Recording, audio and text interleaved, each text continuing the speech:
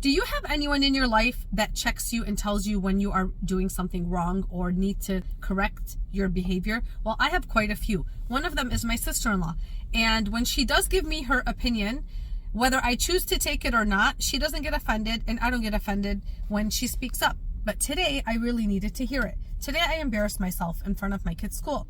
My kids had a half day and I needed yeast so we can make dough. So a half hour before their bus came, I ran to the grocery store. God, I can't even talk today. I ran to the grocery store so I can grab yeast. And on my way back, I noticed that a bus was already in my sub and it had entered my street. So I just assumed it was my kids' bus. We get 2 buses a day. One is for the older kids and one is for my children. But I didn't even look at the time. I just went into panic mode because we've just had a stressful week.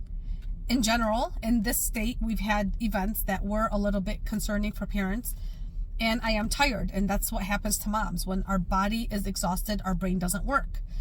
So I ended up, I got out of my car when I got in my driveway, and I got out so I can greet my kids, and the bus stopped at the wrong house. And the only time the bus does that is when it's a substitute driver because there's a shortage of drivers.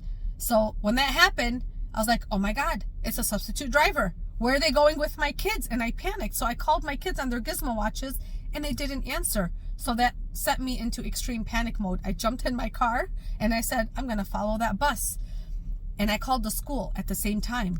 And I told them exactly what happened and how the bus stopped at the wrong spot. And I think it's a substitute driver. I just, tell them to stop. I'll grab my kids. And the lady said, oh, sweetheart, your kids are still in school. They'll be dismissed in 5 minutes. That's the first bus.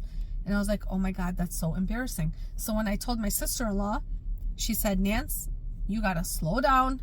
You're taking on too much at once, and people do that. A lot of moms are so exhausted because we do have a lot to do. Sometimes it's okay to just do nothing.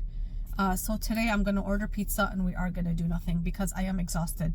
I don't know if any of you need to hear this. Slow down, take a minute for yourself so we can be better moms, because sometimes we overdo it.